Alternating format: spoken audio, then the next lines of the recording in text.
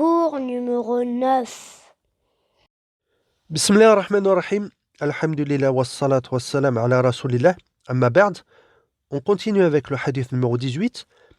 وعن عائشة رضي الله عنها أن النبي عليه الصلاة والسلام اكتحل في رمضان وهو صائم. Aïcha radiallahu anha a rapporté que le prophète alayhi salatu wassalam s'est fardé les yeux de kohl pendant le mois de Ramadan alors qu'il jeûnait. Ce hadith qui est rapporté par Ibn Majah est daif. Ce hadith est faible car il y a dans la chaîne de transmission Saïd Zubaydi. وقال الترمذي لا يصح في هذا الباب شيء. الترمذي a dit qu'il n'y avait aucun hadith authentique à ce sujet-là. الشيخ ابن عثيمين commente les termes du hadith. قال قوله اكتحل أي وضع الكحل في عينه.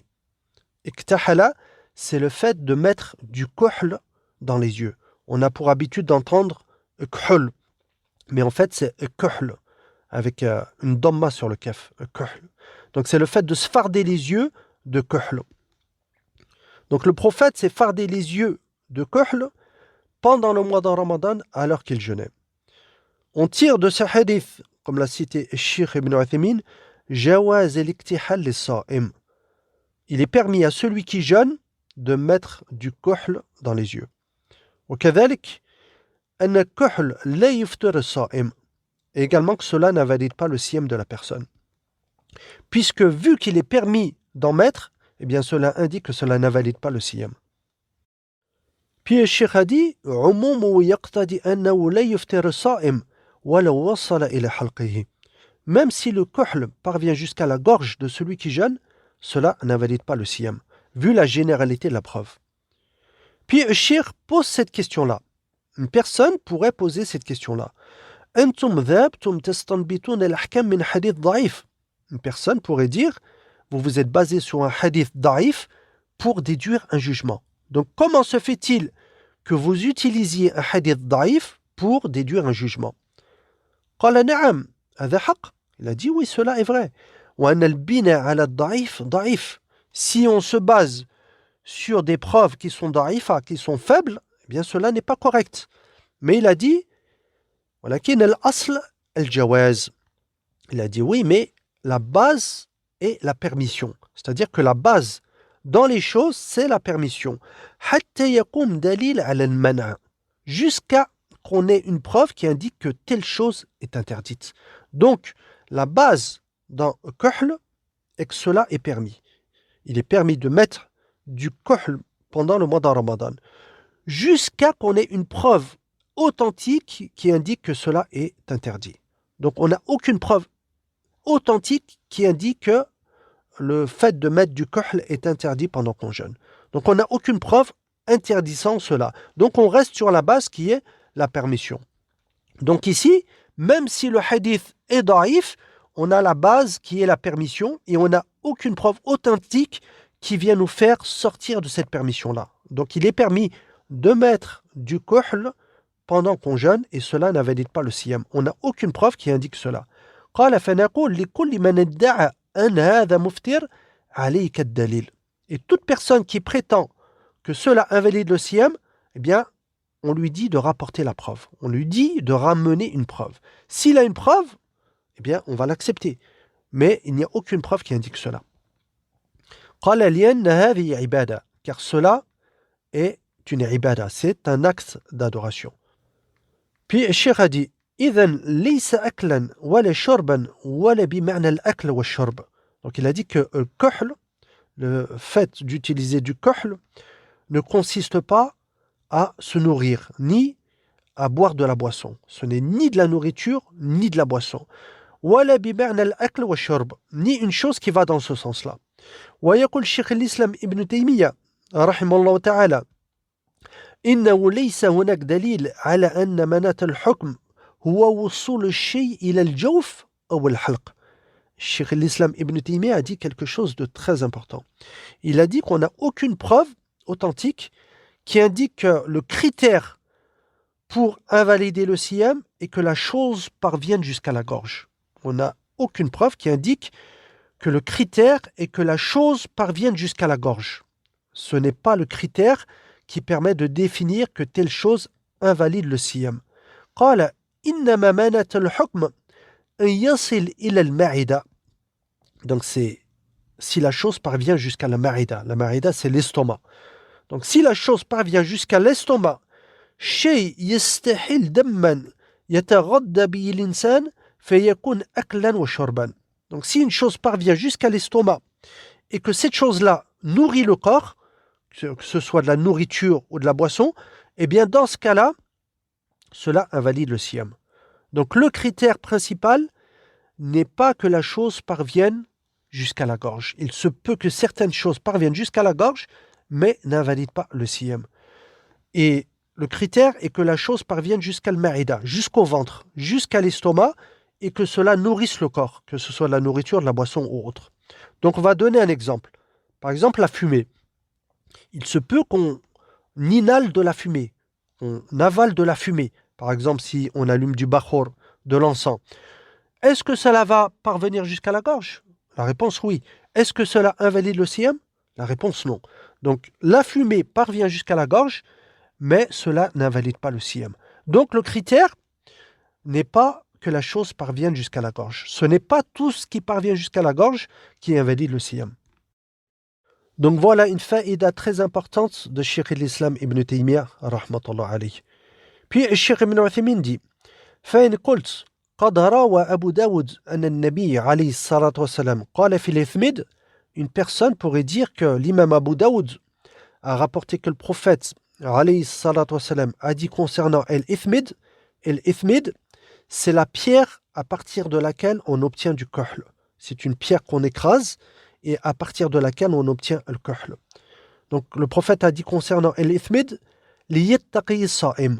Il a dit que la personne qui jeûne devait éviter de mettre du ithmid. Donc le prophète nous a dit de nous écarter de cela, d'éviter l'ithmid, de se farder les yeux d'ithmid. Donc quelle est la réponse à ce hadith-là? La réponse, comme l'a cité Cheikh Ibn Uthaymin, est que ce hadith-là est daïf. Ce hadith-là n'est pas authentique. Donc en résumé, on reste sur la base qui est la permission. Il est permis de mettre du kohl dans les yeux pendant qu'on jeûne et on n'a aucune preuve qui vient interdire cela. Puis Cheikh Ibn Uthaymin a cité ce hadith où le prophète alayhi salatu wassalam a dit Azbir al-wudu wa baligh fil istinshaq illa takuna sa'ima. Le prophète nous a dit que lorsqu'on accomplit les ablutions, il faut bien aspirer l'eau par le nez. Illa takuna sa'ima. Sauf lorsqu'on jeûne. Sauf lorsqu'on accomplit le siyam. قال الشيخ ابن عثيمين لماذا؟ لأن الصائم لو بالغ في الاستنشاق لدخل الماء إلى جوفه. Car si la personne jeûne et aspire trop de l'eau par le nez, eh bien l'eau risque d'arriver jusqu'à la gorge. Et dans tel cas, cela va invalider son siyam. Et Cheikh explique que le nez est un conduit naturel qui mène jusqu'à la gorge. Quant aux yeux, ce n'est pas la même chose. Les yeux ne sont pas un conduit naturel qui mène jusqu'à la gorge. Et Cheikh a dit وَلَيْسَ كُلُّ شَيْءٍ يَجِدُ الْإِنسَانُ فِي حَلْقِهِ مِنْ خَارِجٍ يَكُونَ مُفْتِرًا. Ce n'est pas à chaque fois que l'on va ressentir quelque chose dans la gorge que cela va invalider le siyam. Donc ce n'est pas parce que l'on ressent quelque chose dans la gorge que cela invalide forcément le siyam. On peut ressentir par exemple de la fumée dans la gorge, mais cela n'invalide pas le siyam. On peut ressentir du kohl dans la gorge, mais cela n'invalide pas le siyam. Donc ce n'est pas toute chose qui parvient jusqu'à la gorge qui invalide le siyam. On passe au hadith numéro 19 qui concerne le fait de manger ou boire par oubli.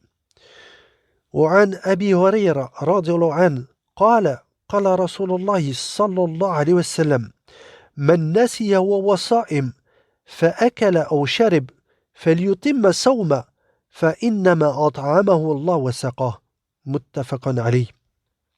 Le prophète alayhi salatu wassalam a dit celui qui par oubli mange ou boit pendant son siyam complète son siyam car c'est Allah azza wa jal qui l'a nourri et abreuvé. Ce hadith est rapporté par le Bukhari et Muslim. وللحاكم من أفطر في رمضان ناسيا فلا قضاء عليه ولا كفارة. Le Hakim a rapporté celui qui par oubli rompt le siyam du mois de Ramadan n'est tenu de rattraper ni son siyam ni de s'acquitter d'une expiation. Ce hadith-là est authentique. Et Cheikh Ibn Uthaymin commente la parole du prophète Man nasiya. On répète, celui qui, par oubli, mange ou boit pendant son siyam, complète son siyam, car c'est Allah qui l'a nourri et abreuvé. Et Cheikh Ibn Uthaymin explique qu'on a deux cas. قال ذهل قلبه عن الصوم هذا واحد وذهل قلبه عن كون هذا الشيء مفترى. Donc la parole du prophète Man nasiya, celui qui oublie, englobe deux cas. Le premier cas, il se peut que la personne oublie qu'elle était en train de jeûner. Il se peut qu'une personne mange ou boit car elle a oublié qu'elle était en train de jeûner. Et le deuxième cas est qu'il se peut que la personne oublie que telle chose invalide le siyam. Et les deux cas entrent dans ce hadith-là. Donc l'oubli englobe ces deux cas-là. Puis Cheikh Ibn Uthaymin a cité que le prophète a évoqué la nourriture et la boisson à titre d'exemple. Ou sinon, eh bien, cela est plus général. Cela peut se produire d'une autre manière, comme par exemple bil jima'. Le jima', c'est le fait d'avoir un rapport sexuel avec son époux ou son épouse. Eh bien, cela également entre dans le sens de ce hadith-là, mais il a dit que cela était beaucoup plus rare. Donc, il est beaucoup plus rare d'avoir un rapport sexuel avec son époux ou son épouse par oubli pendant qu'on accomplit le siyam. Il est beaucoup plus courant de manger ou de boire par oubli pendant qu'on jeûne que d'avoir un rapport sexuel avec son époux, son épouse par oubli pendant qu'on accomplit le siyam. Puis, Cheikh Ibn Uthaymin a dit que Al-Muallif a cité la version d'Al-Hakim, qui est Man aftara fi Ramadan. Donc ici, le terme utilisé est plus général. Le prophète a dit Man aftara. الشيخ ابن عثيمين يقول من أفطر يعوم الأكل والشرب والجماع وغيرها من المفطرات. Donc le fait d'avoir employé le terme aftara, eh bien cela englobe toute chose. Ça englobe aussi bien la nourriture, la boisson, les rapports sexuels et tout ce qui invalide le siyam. Donc voilà pourquoi le muallif, l'auteur, a cité la version d'Al-Hakim. Pour ne pas qu'une personne pense que el jima', les rapports sexuels, ont un autre jugement, que cela est différent de la nourriture et de la boisson. Donc il a cité la version d'Al-Hakim qui est beaucoup plus générale, car le prophète a utilisé le terme man aftar, celui qui rompt le siyam. Il n'a pas cité le fait de manger et de boire. Man aftara, il se peut que ce soit en mangeant, en buvant, en ayant un rapport sexuel ou en commettant autre chose qui invalide le siyam. Donc ce hadith-là est plus général. Puis Cheikh commente la parole du prophète, فَإِنَّمَا أَطْعَمَهُ اللَّهُ وَسَقَاهُ. Le prophète a dit que celui qui par oubli mange ou boit pendant son siyam doit continuer son siyam. Elle ne doit pas penser que son siyam est invalide. Donc elle a dit que la personne doit compléter son siyam, elle doit continuer à jeûner, car c'est Allah qui l'a nourri et abreuvé. Que signifie cette parole-là?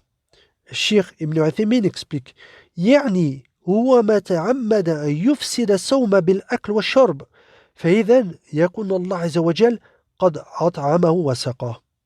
Et Cheikh Ibn Uthaymin explique que la personne n'a pas mangé ni bu volontairement. Ce n'est pas quelque chose de volontaire, ce n'est pas quelque chose de prémédité. Elle n'a pas fait exprès de manger et de boire. Cela s'est produit par oubli. Allah Azza wa Jal lui a facilité cette nourriture et cette boisson sans que cela ne soit prémédité de la part de la personne qui a mangé et bu. Voilà pourquoi le prophète a dit فَإِنَّمَا أَطْعَمَهُ اللَّهُ وَسَقَاهُ. C'est Allah qui l'a nourri et qui l'a abreuvé. Car la personne n'a pas fait cela volontairement. Ce n'est pas quelque chose qui était prémédité. La personne n'est pas tenue pour responsable et elle n'a pas de péché. Donc il ne faut pas que la personne pense que cela invalide son siyam. Si une personne mange ou boit pendant qu'elle jeûne, elle ne doit pas penser que cela invalide son siyam. Son siyam est valable, son siyam est valide et elle doit continuer à jeûner. Puis Cheikh Ibn Uthaymin commente la deuxième version, la version d'Al-Hakim, qui est, on le rappelle, la parole du prophète, celui qui rompt son siyam pendant le mois de Ramadan par oubli n'est pas tenu de rattraper son siyam ni de s'acquitter d'une expiation. Wala kaffara. Kaffara, en arabe, signifie l'expiation. Le Cheikh Ibn Uthaymin explique ولا كفارة تدل دلالة ظاهرة على أن الجماع داخل لأنه لا كفارة إلا في الجماع. Le fait que le prophète ait dit qu'il n'avait pas à s'acquitter d'une expiation indique de manière claire que le jima', c'est-à-dire les rapports sexuels, entrent dans le sens de ce hadith. Car on ne doit s'acquitter d'une expiation que lorsqu'il y a un rapport sexuel pendant une journée de siyam. Donc l'expiation n'a lieu que lorsqu'il y a un jima'. Un jima', c'est-à-dire un rapport sexuel.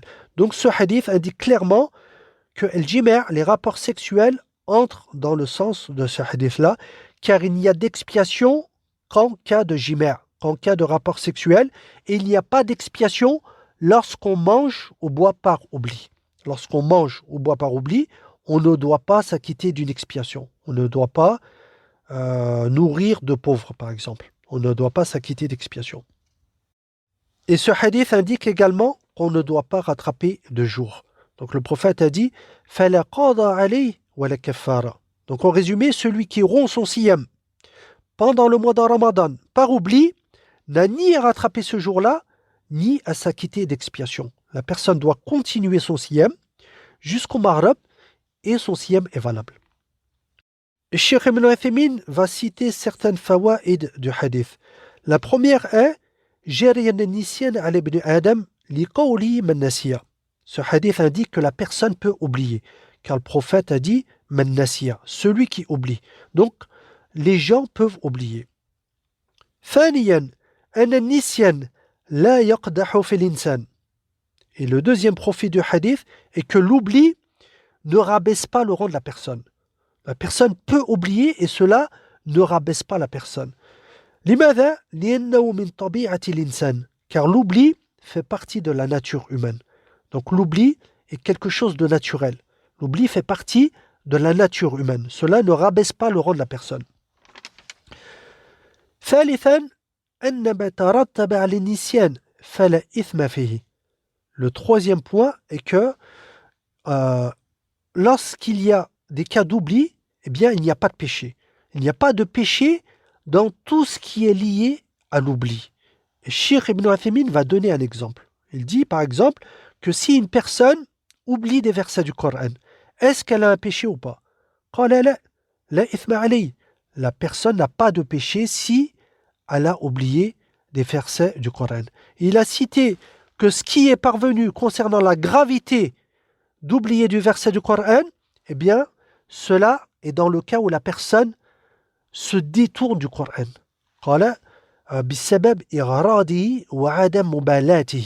Tout cela porte à croire et que cela est dans le cas où la personne s'écarte du Coran et ne prête aucune attention au Coran. Donc, en résumé, si une personne oublie des versets du Coran, elle n'a pas de péché. Et tout ce qui est parvenu concernant la gravité d'oublier du Coran, si cela est authentique, comme l'a cité Cheikh Ibn Uthaymin, eh bien tout porte à croire que c'est dans le cas où la personne s'écarte, se détourne du Coran. Ou sinon, eh bien il est parvenu de manière authentique que le prophète alayhi salatu wassalam, a déjà oublié des versets du Coran. قال الشيخ ابن عثيمين وثبت عن النبي صلى الله عليه وسلم أنه نسي بعد آيات القرآن. Donc le prophète a déjà oublié certains versets du Coran. Et c'est Ubay ibn Ka'b qui lui a rappelé ces versets-là. Donc Ubay ibn Ka'b a rappelé les versets du Coran au prophète alayhi salatu wassalam. Le Cheikh Ibn Uthaymin a également cité comme faïda بين رحمة الله عز وجل بترك المؤاخذات على النسيان. Ce hadith indique رحمة الله, indique la miséricorde d'Allah Azza wa Jal pour sa communauté, car il ne nous tient pas rigueur en cas d'oubli. Et on a un hadith où le prophète a dit إن الله تجاوز عن أمة الخطأ والنسيان وما استكره عليه.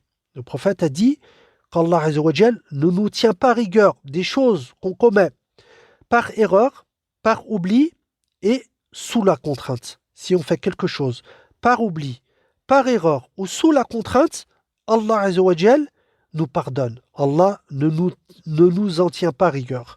Ce hadith-là a une faiblesse, mais son sens est authentique. On a d'autres preuves qui indiquent que le sens de ce hadith-là est authentique. Donc ce hadith indique l'énorme miséricorde d'Allah Azza wa Jal qui ne nous tient pas rigueur en cas d'oubli. Le Cheikh cite également comme faïda de hadith أن فعل المحظور مع النسيان لا يترتب عليه شيء. Le Cheikh a dit qu'il n'y a pas de conséquence si on fait quelque chose d'interdit par oubli. Si on commet une interdiction par oubli, il n'y a pas de conséquence, il n'y a pas de répercussion. Par exemple, ici dans le hadith, eh bien, si la personne mange ou boit par oubli, il n'y a pas de conséquence. Normalement, on n'a pas le droit de manger et de boire pendant qu'on jeûne. Si une personne commet cette interdiction-là en oubliant, si une personne mange ou boit par oubli, eh bien, elle n'a pas de conséquence. Son siyam est valable et elle n'a pas rattrapé du jour. Par contre, si c'est une obligation, eh bien, Cheikh Ibn Uthaymin dit que cette obligation-là demeure valable. La personne doit accomplir cette obligation-là. Cheikh Ibn Uthaymin cite l'exemple dans la salat. Si une personne oublie d'accomplir une salat, par exemple, une personne oublie de prier salat al-asr et qu'elle s'en souvienne le lendemain, doit-elle faire cette salat ou pas? La réponse oui, car le prophète alayhi salatu wassalam a dit Man nama an salat ou nasiyaha falyusalliha idha dhakaraha. Le prophète a dit que si une personne s'endort pendant la salat, pendant l'heure de la salat, ou qu'une personne oublie la salat, eh bien, elle doit l'accomplir au moment où elle s'en souvient. Au moment où la personne prend conscience qu'elle a oublié d'accomplir la salat, elle doit accomplir la salat. Donc ici, attention, il ne faut pas comprendre de la parole du prophète Man nama an salat. Si une personne dort. Ici, c'est dans le cas où une personne ne fait pas attention, ne fait pas cela volontairement. Donc ici, par exemple, une personne ne s'est pas réveillée pour le dhuhr et qui est arrivée lors du asr, eh bien, elle doit accomplir sa salat dhuhr. Une personne était malade, tellement fatiguée, qu'elle ne s'est pas réveillée pour accomplir le dhuhr.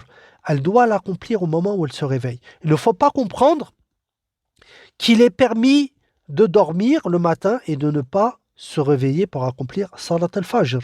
Il ne faut pas comprendre cela du tout, car le prophète alayhi salatu wassalam a dit au sujet de l'homme qui ne s'était pas réveillé pour accomplir salat al-fajr à l'heure, قال بال الشيطان في أذني. Le shaitan a uriné dans ses oreilles. Il est très grave de ne pas avoir l'intention de se réveiller pour accomplir salat al-fajr à l'heure. Si la personne sait à l'avance qu'elle ne va pas se réveiller pour accomplir salat al-fajr à l'heure, c'est très très grave. Donc il ne faut pas comprendre qu'il est permis de dormir volontairement, de faire exprès de dormir lorsque c'est l'heure de la salat. Il faut accomplir les salawats à l'heure. Mais si un jour une personne est tellement fatiguée qu'elle s'est endormie et qu'elle ne s'est pas réveillée, elle doit l'accomplir au moment où elle se réveille. Puis le Cheikh a résumé en disant que, qu'en ce qui concerne les obligations, eh bien si une personne délaisse une obligation par oubli ou par ignorance, elle doit quand même s'acquitter de cette obligation-là. Elle doit rattraper cette obligation-là. Mais si une personne fait une interdiction par oubli ou par ignorance, eh bien, elle n'a rien à faire. Il n'y a pas de conséquences, il n'y a pas de répercussions. Mais Cheikh Ibn Uthaymin a cité que le prophète, alayhi salatu wassalam, dans certains cas, n'a pas ordonné de rattraper certaines obligations. Cheikh Ibn Uthaymin a cité par exemple qu'une fois, eh bien, une femme istahadat, c'est-à-dire qu'une femme avait un écoulement dû à une veine. Ce n'est pas du haïd, ce n'était pas les menstrues, c'est l'istihada, c'est un écoulement dû à une veine. Et la femme pensait qu'elle ne pouvait pas accomplir la salat, donc elle ne faisait pas salat. Et le prophète, alayhi salatu wassalam, ne lui a pas demandé de rattraper ces jours-là. Donc le prophète ne lui a pas ordonné de rattraper ces obligations-là qu'elle a délaissées. Pourquoi? Parce qu'elle a délaissé cette salat-là par ignorance. Elle pensait que c'était quelque chose d'impur. Or, l'istihada, ce n'est pas le haïd, ce n'est pas quelque chose d'impur. Elle pouvait accomplir la salat, mais elle ignorait qu'elle pouvait prier dans cet état-là. Et le prophète ne lui a pas ordonné de rattraper ces salats-là. Cheikh Ibn Uthaymin cite également l'exemple de Ammar ibn Yasir. Une fois, le prophète alayhi salatu wassalam, a envoyé Ammar ibn Yasir. Et Ammar s'est retrouvé en état de janaba. Il s'est retrouvé en état d'impureté majeure. Qu'a-t-il fait? Il s'est roulé par terre. Il s'est roulé sur la terre. Il a recouvert tout son corps de terre. Et en fait, Ammar a fait un qiyas, il a fait une analogie avec le ghusl. Lorsqu'on accomplit le ghusl, il faut faire couler de l'eau sur tout le corps. Eh bien, Ammar pensait qu'il fallait recouvrir tout son corps de terre. Puis le prophète, alayhi salatu wassalam, lui a montré qu'il lui suffisait d'accomplir un tayammum. Il lui a montré qu'il lui suffisait de se nettoyer les mains et le visage avec le turab, avec la terre. Donc Ammar ignorait le jugement. Il pensait qu'il fallait recouvrir tout son corps de turab, de terre. Il ignorait le jugement du tayammum. Et le prophète, alayhi salatu wassalam, ne lui a pas ordonné de rattraper ce qu'il a manqué. Et encore qu'ici, Cheikh Ibn Uthaymin dit qu'on n'a pas de preuve qui indique que Ammar ibn Yasir ait raté des salawats. Il se peut que Ammar n'ait pas raté de salat et qu'il venait tout juste de faire cela et que le prophète, alayhi salatu wassalam, lui a montré comment faire un tayammum. Donc on n'a pas de preuve claire et nette et authentique qui indique que Ammar avait raté des salats et que le prophète ne lui a pas demandé de rattraper ses salats. Il se peut qu'il venait tout juste de faire cela et qu'il voulait accomplir salat et que le prophète lui a montré comment faire. On passe au hadith suivant qui concerne le vomissement. Le hadith numéro 20. وعن أبي هريرة رضي الله عنه قال رسول الله صلى الله عليه وسلم من ذرعه القيء فلا قضى عليه ومن استقاء فعليه القضاء. Le prophète alayhi salatu wassalam a dit quiconque est pris de vomissement n'est pas tenu de rattraper son siyam, alors que celui qui provoque le vomissement doit le rattraper. Ce hadith est authentique.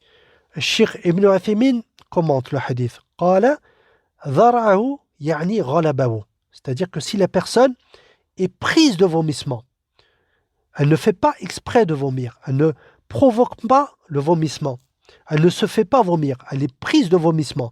Eh bien, dans ce cas-là, le prophète a dit que la personne n'a pas à rattraper ce jour-là. Elle n'a pas à rattraper son siyam. قال الشيخ ابن عثيمين لأنه ليس باختياره, car cela n'est pas volontaire. Ce n'est pas quelque chose de prémédité. La personne ne s'est pas fait vomir. Et Cheikh Ibn Uthaymin explique que si la personne qui a vomi craint pour sa santé, eh bien elle peut manger et boire. Et ce qui invalide son siyam sera la nourriture et la boisson.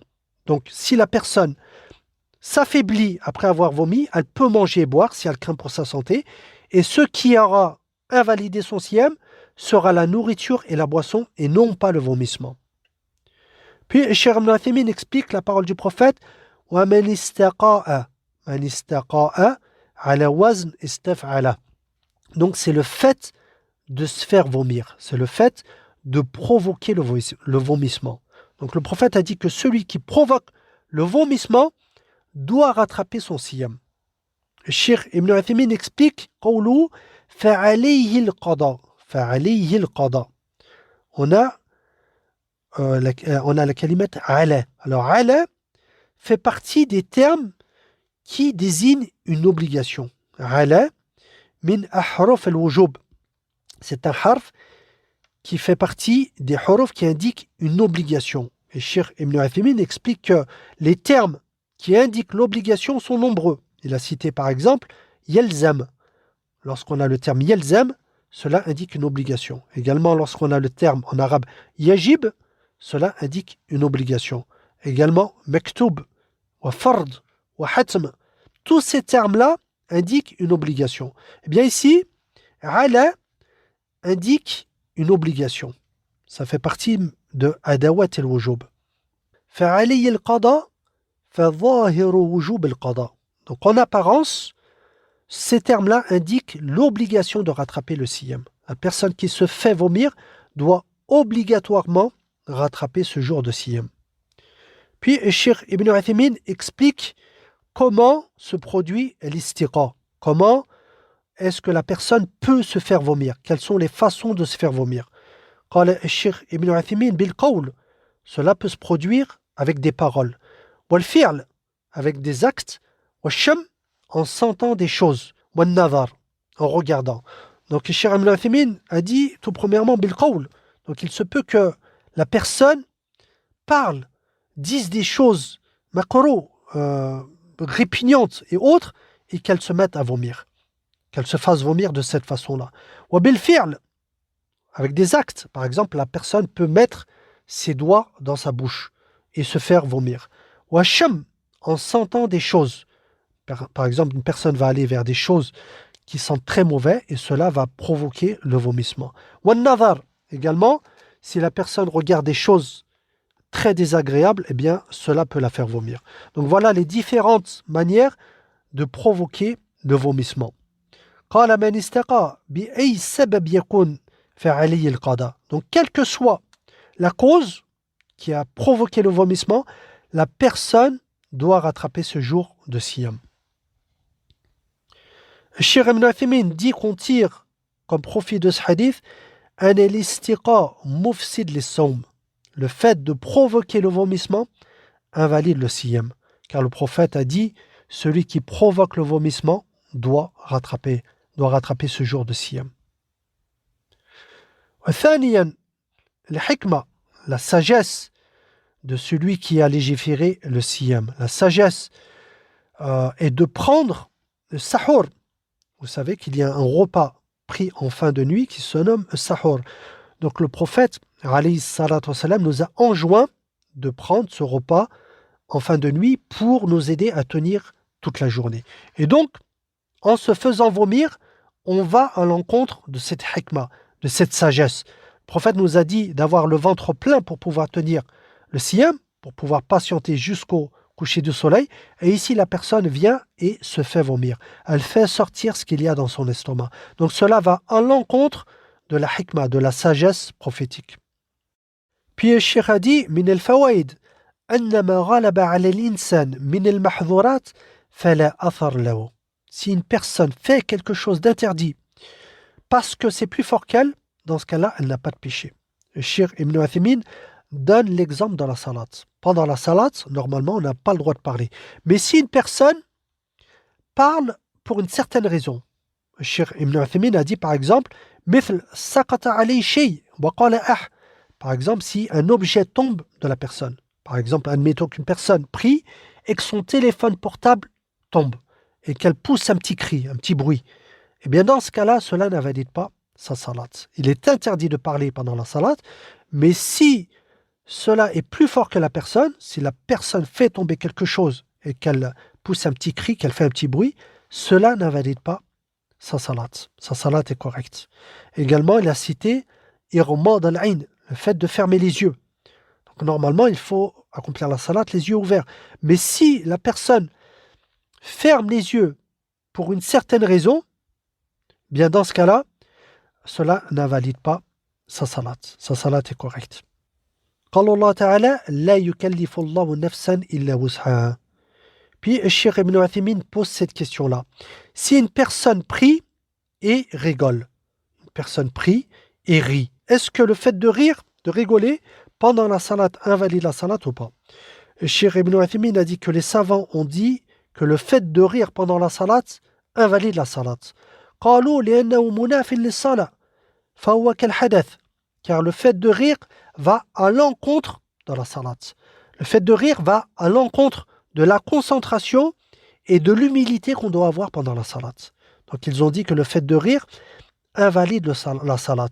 Et que si on se trouvait devant une personne importante, eh bien on ne pourrait pas rire sauf pour une raison. Donc que dire ici? On est en face d'Allah Azza wa Jal. Donc il ne faut pas rire lorsqu'on accomplit la salat. Et si on rigole, cela invalide la salat. Ils ont dit que le fait de sourire seulement, sans aucun bruit, cela n'invalide pas la salat. Donc si la personne sourit seulement et qu'elle ne fait pas de bruit, cela n'invalide pas la salat. Donc le fait de sourire n'invalide pas la salat. Le fait de sourire simplement sans émettre de bruit n'invalide pas la salat. Quant au fait de rire, cela va à l'encontre de la salat et c'est le fait de prendre la salat à la légère. Puis le cheikh pose cette question-là. Si une personne prie et qu'elle entend quelque chose qui la fait rire, qu'elle entend des paroles qui la font rire, est-ce que cela yubtil salat ou la? Est-ce que cela invalide sa salat ou pas?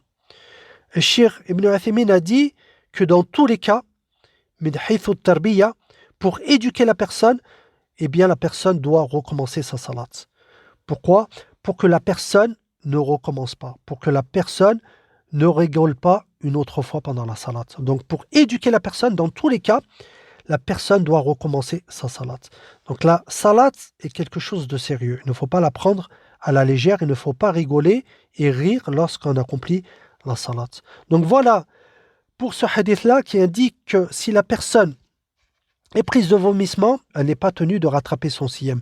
Mais si la personne provoque le vomissement, elle doit rattraper le siyam. On a vu également dans ce dars le fait de mettre du kohl dans les yeux. On a vu que cela n'invalide pas le siyam. Et on a vu également le fait de manger et de boire par oubli. On a vu que cela n'invalidait pas le siyam et que la personne n'a pas à rattraper ce jour de siyam-là. Wa ila huna wa subhanakallahumma wa bihamdik